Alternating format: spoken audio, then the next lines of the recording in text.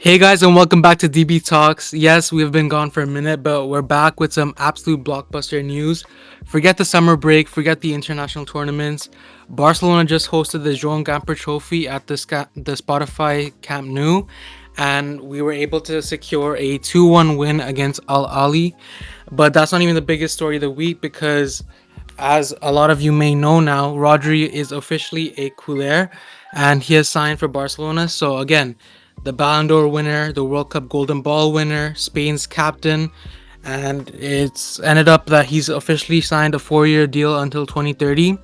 And the biggest kind of news around this is that he turned down Real Madrid to join Flick's project, which honestly, the whole situation was absolute cinema. But yeah, what are your thoughts, Brajesh, going into all this? Yeah, so I guess talking about the Rodri thing because that's probably the biggest story right now. I think that's definitely probably one of the biggest, shocks that's happened this window. I think considering there was a lot of links to Real Madrid and a lot of people saying that the deal was very close between Rodri and Real Madrid, how it was almost done, and how some people trying to confirm that was done. And then all of a sudden, we saw a report saying that Rodri prefers Barcelona, and then as soon as that happened, there's a lot more Barcelona and Rodri links, and eventually we saw a more clear view of Rodri's stance, and it turned out that he always wanted Barcelona, kind of, and that was like his first choice. And Deco got the signing done, and I think honestly, it's probably one of the biggest signings I think in recent history, just because of the caliber player Rodri is. I mean, we're talking about the World Cup that happened this year. He won the Golden Ball, and he was, I think, Spain's best player, and um yeah, he's overall like a very good player. He does have some injuries, like he came from an ACL, and I think he had some like back issues or some surgery. But that, and I think some people are a bit concerned with that. But I think, despite that, Roger's still like a world class player when he's fit. So I think adding that to a team that, you know, I think specializes in the midfield, and Barca also have De Jong who's injured for a few months. So I think having Roger as a replacement, and he's also a good leader. He can give experience to younger players like Bernal and even like Pedri, who can use his leadership and advice and mentorship. I think it's a great sign for just not just a locker room but just a team, and it gives Flick so many options and so much more creativity in the midfield. And it also solves the DM problem that Barca have had since Busquets left, where Barca has always been looking for like a six, like a single pivot player who plays a DM. I know before, Zubimendi was like one of the options, but then he eventually went to Arsenal. But having Roger, who I think a lot of people consider him as at least like one of the best DMs of all time, and he has a stacked resume with like a World Cup, Euros, and a Ballon d'Or, and a treble with City. I think yeah, it's a very good sign. I think a lot of people are hyped about it. I think the price tag is also pretty good considering the other prices that a lot of players this window have been going for. So I think yeah, it's a great signing, and I think going to this game, I think a lot of fans were excited. I mean, we saw Rodri get announced yesterday, and then today he came out to the Camp Nou to do like a welcoming. And yeah, I think that was so hype. That was very hype, and I think also just looking forward to watch the team and the new signings. A lot like Gordon got signed, Adeyemi got signed. I'm sure so many people were excited to watch this game. Yeah, I agree. I think the whole Rodri saga, to my best knowledge, I think it started off with Rodri actually wanting to be like a Madrid player and he wanted to play for Madrid, and he kind of announced that to the world. But I think as the saga continued, I think there was rumors that Perez didn't really want him, and even like Mourinho didn't really appreciate him. So again, I feel like Rodri felt that he knew the player he was. He didn't want to be disrespected. So as soon as Barca put their offer on the table, he decided to accept it. And again, you mentioned like this is one of the biggest players that Barca, maybe you can even say the world has seen transfer over. And yeah, I think just having a player of his caliber, like the leader he is, the winner he is, and in past seasons we've kind of lacked that, and especially in the UCL and stuff like that, I think he can really help the squad in those big moments. He's really clutch. So again, a deal worth around 70 million, I think that's really like valuable. I think again, it was rumored around 60 million fixed, and then bonuses added on to that. But again, that is incredible value for the player that we're getting. And honestly, I'd argue it's kind of a bigger signing than maybe even Lewandowski back then, because I think Lewandowski was already like almost 35, and he was kind of like on his later years. But I think again, Rodri just came off winning like the Golden Ball at the World Cup, and he just turned 30, so he still has a couple years of like great football to play in him. So again, it's a really impressive like signing that we've made. And again, as you mentioned today, he was presented in front of the Camp Nou, and he was really like received well, which was good to see. And I think another reason he decided to join is because, again, we have Frankie De Jong who's kind of facing injury and he's going to be out for a couple months. So we needed someone to fill in that position. And again, Rodri might be like the best player to do that.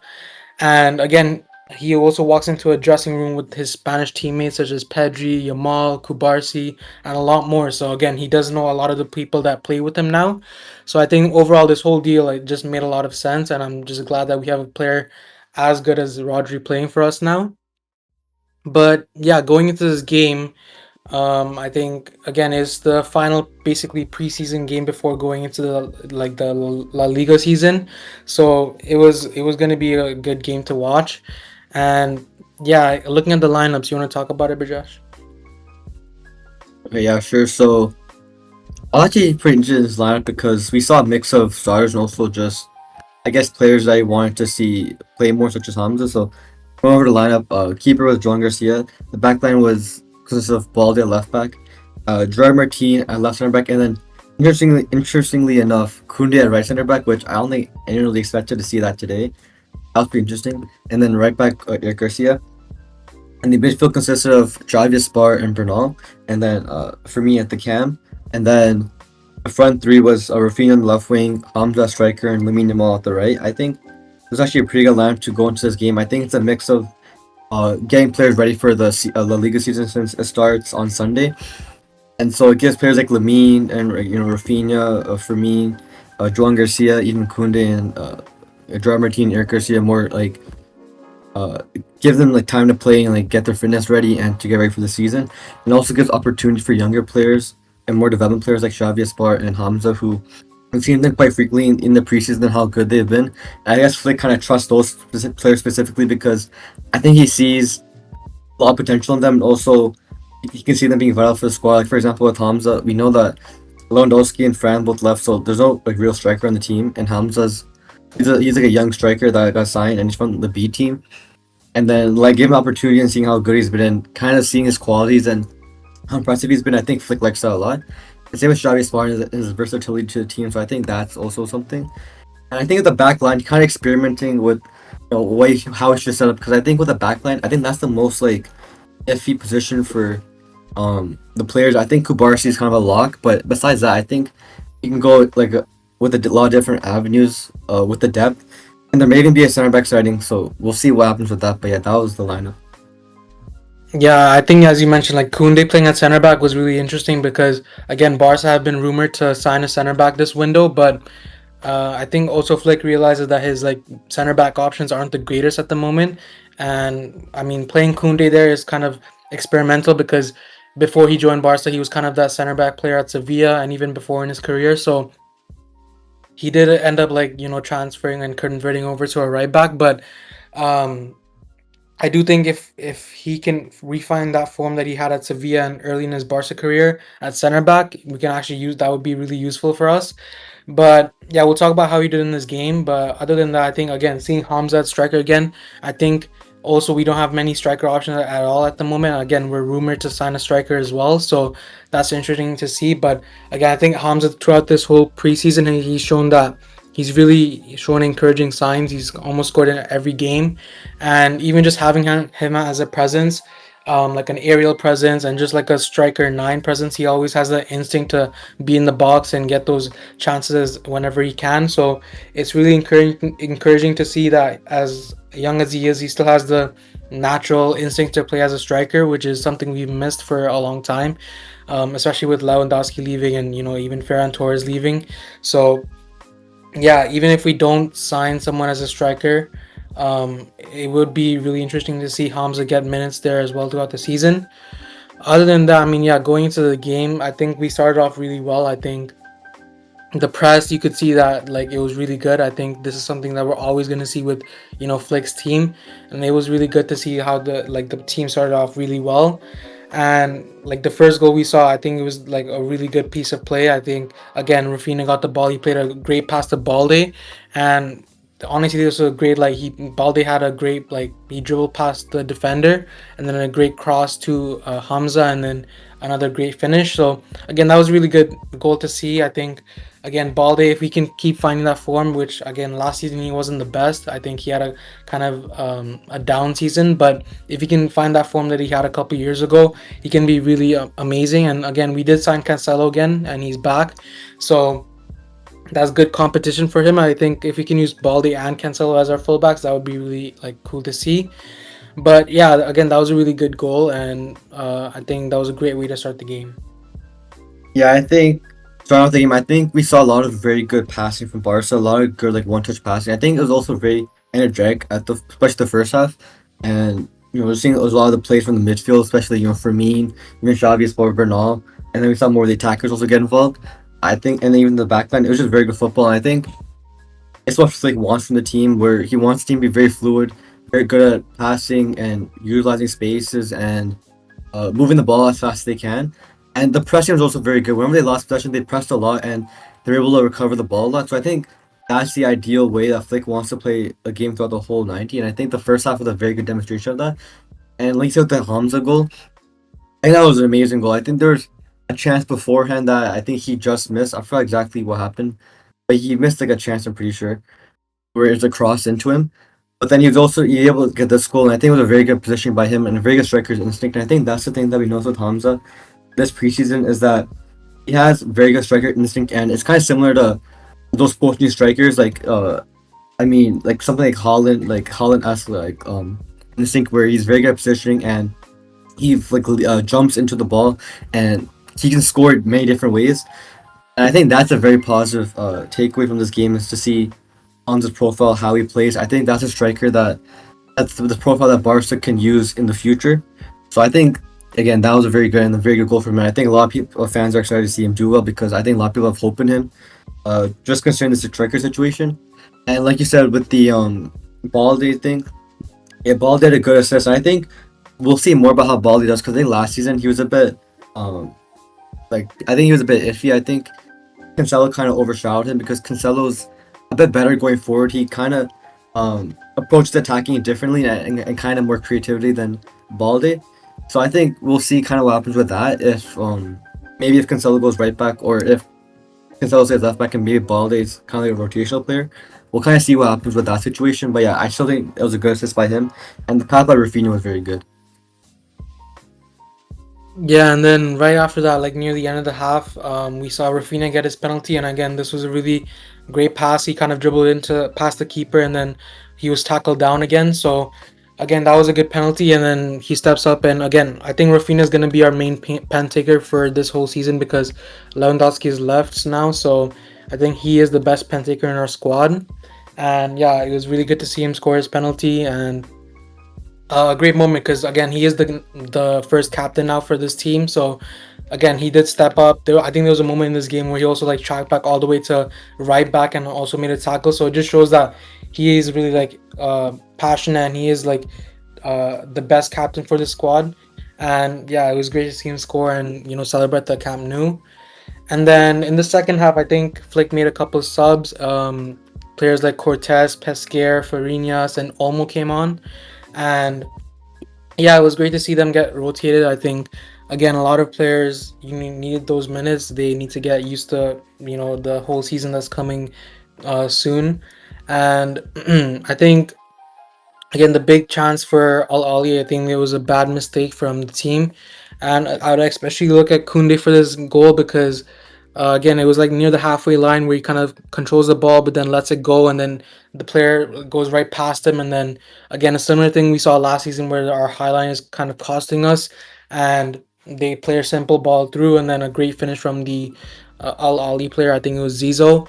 And yeah, overall it was a slick counter attack and a great finish past Joan Garcia to make it 2-1. But again, I think that was an easily preventable goal, and you can maybe put that to Kunde or even the high line. So hopefully those two things kind of get fixed. I think I want to see Kunde have a good season this season because last season he was really poor, and even the high line I want to see it somewhat like be less vulnerable this season because I think last season it hurt us like in important games and important moments. So hopefully it does get better. And then another talking point, I think near the end of the game, I think the Al Ali keeper had a lot of saves. I think there was a couple last minute like on the line saves by the defenders as well. So again, Barca were not able to make it 3-1, but then we also saw players like Gordon come on, which was really encouraging. And even like Pedri and stuff. But yeah, the main Gordon thing, I think he got a penalty, and he ended up like this could be his big moment to get his first goal at the Camp Nou and introduce himself. But unfortunately, he ended up missing it, so it doesn't really matter at the end of the day. But again, this would have been a good moment for him to score. But overall, I think this was a really good game. It was really encouraging. I think the second half was a bit more disappointing to see as a game. But overall, I think just the whole moment with Rodri signing, a lot of the new players getting introduced, and the overall game, I think it was a good moment for the team. Yeah, talking more about the subs that came on because I think we saw a lot of positive things. First of all, yeah, looking at like the subs like you mentioned, like Cortez, I think actually had a pretty positive half when he played. I think he's a very interesting center back choice. He's young, so he's like potentially going to be like depth. I guess I don't know how much he'll play, but I feel like Flick does like him. I think he has some good qualities. I think he made this one very good pass. I forget if that was the one that led to the Gordon pen or I think it was to Adeyemi. I forgot which one exactly, but I remember him making a very good pass. So yeah, I think even like throughout the whole preseason, I think he's been looking good. So and that's a very good positive takeaway. Even someone like Pascal, the left back, I actually have been impressed by him because I didn't really hear about him before this preseason, but then just looking at how he's played, I think he covers that left back role pretty well. So I think again he's a good option. We can see what he does with the B team as he develops, and maybe Flake might trust him to give him some rotational time in the season. We'll see what happens with that. I mean, that was pretty interesting. I think Farinas also has been impressive this preseason. I think today, I don't think there's anything too outstanding, but I think he was solid. I also think Olmo, he had some few good moments, but I don't think he looked as sharp as I'd expect him to. But I guess, to be fair, he's been on vacation or stuff, so I guess you can't really expect too much from that. And also talking about other, like, the main players as well, like, I think Gordon actually looked pretty threatening this game. I was actually really impressed with Gordon. I think he was very good with pressing and just attacking. And I really think you can have a very good season. I think he's like a very good profile for Flick, and I mean whether he's playing the left wing or like as a striker or false nine, I think he can thrive. So I think he's definitely he's a player to watch out for sure. Another player who's another new signing is Adeyemi, who he was very threatening today. His pace is so good. I think he's also a profile that Flick loves. And he requested Adeyemi, and Adeyemi is also like 29 mil, which is actually a very good price on the market for someone like that who is a backup, but he can also play as a starter. And he adds so much. He adds so much to the attack because his pace is so good. He makes so many good runs. He's also pretty direct as an attacker. I've noticed like he likes to take on his man. I just wish he kind of shoots more sometimes. Sometimes it takes too long to shoot the ball. I think he can improve that. And then another player that I was impressed with that came onto was Pedri. I think Pedri had an amazing cameo. I think he's made some pretty decisive passes, and I think he's looking better in his condition. I think definitely excited to see how he does this season. I think he's probably one of the more important players. But yeah, I think overall, like from all the players that came on, I think none of them played bad. I think everyone had some positive things. And I think it's very optimistic to look forward to the season and the game on Sunday. Yeah, I think it was also worth noting that players like Kubarsi and Tunkara didn't get any minutes off the bench, but I'm sure they'll be ready for the main season. But yeah, it was just weird to not see them get any minutes at this game. Other than that, I think yeah, again, it was a really positive game for the whole team. I think again the second half might have been a bit shaky, but I think just seeing the whole stadium being packed and winning the whole trophy, and even just seeing Rodri being there at the stadium, it was really encouraging to see. Other than that, I think there's still some transfer rumors about who we're gonna sign as our center back and striker. I think after the game, Deco even said that we're gonna make some new signings, and even Hansi Flick came out and he said we need a striker still. So it's gonna be interesting to see how do we close the market and hopefully get a couple good deals. I think the main thing that a lot of Barca fans have been talking about is like whether the Alvarez deal will go through or not. And right now, it looks like really not encouraging at all because Even like Simeone has come out and said that the deal's not happening. I think Fabrizio Romano has said that the deal might not happen because it's just too complicated. Atletico Madrid don't want to let him go, and they're being stubborn. So unless some like Alvarez Hail Mary comes through where he just goes on full strike and decides not to do, which seems like he doesn't seem like the player to do that. I don't think the deal is gonna go through, which is why, again, there's been rumors about like alternatives to Alvarez, such as Tresoldi. I think there was Luis Suarez rumors and even Lautaro Martinez, which are all like sort of decent deals. But as long as we don't overpay and they fit our system, I think it's good deals to go through. I think that the board is gonna like target the striker signing first now because the Rodri deal's gone through, and then if that goes through, we can then focus on like some defensive recruitment as well as a center back, because I do think we're kind of like shallow in depth for that position. So it would be good to have at least one more solid and world class center back in the squad. But yeah, those are the rumors I think right now. Yeah, I think right now the priority seems to be the striker, and we know Flick's ideal striker is Julian Alvarez. And I mean, I know a lot of reports were saying today that Barca, I think, are not going for it, but I still think there's some chance. I mean, today Atletico actually played their La Liga game, and Alvarez wasn't on the bench, and there were a lot of fans chanting towards him, and I feel like the relationship between him and the fans, and even just the board and team, is very disconnected. I feel like it'd be very hard for him to try to join himself back in that team after everything that's happened. So I feel like part of me thinks that he's going to try to force a move, or something's going to happen, or maybe Atleti will sell him somewhere. It might not even be Barca. There is a chance he might go to Arsenal or something, or even PSG. I don't know. But I think ideally Alvarez is the striker that Barcelona could get, because I feel like there's a lot of other good alternatives and options, but I feel like he's the one that fits the most, and he's probably the better player out of all of them, and he's a bit more long term than them, I'd say, and he's like a more complete player and more versatile. So I think he's definitely a very good, probably the best option. But even the other alternatives, I think Lautaro's already confirmed it won't happen, because I think Inter are very, they really don't want to sell him, and I think Barca would overpay for a player that I would say isn't as good as Alvarez. It's not as complete, and he's a bit older. I feel like Barca won't go through with that. And with Luis Suarez, I know people don't rate it, but I think it's a bit of a shaky option, because he is older, and he would definitely pay. He would be like a decent amount, maybe like 80 mil or something. So I know a lot of people are hesitant with that, and I mean, I think they would flick systems that if with no matter who the forward is, I think the forward is going to get a lot of goals or get a lot of chances. I don't mind it too much, but yeah, I think ideally Alvarez and maybe like Mikataz. I think that guy could be a very good option, and even Tresoldi, I think he's looked pretty good. They're both younger players though. Yeah, we'll see. Even there's a chance that no striker signed in Barca just have Hamza, or we'll play a false nine with like Rafinha or Olmo. And then for center backs, I think that's another thing that is being talked about. I'm not sure what's gonna happen with Laporte, because I know people wanted Laporte, but I think it's an 80 mil release clause, and Bilbao don't want to really sell him, so Barca would have to activate the release clause. I don't know. I don't know how strong links are right now, so I don't know how possible it is. But I know what's his name, Lukiba, I think. He's a defender that I heard Flick wants, and it's actually kind of linked pretty strongly. So we'll see what happens with that. But yeah.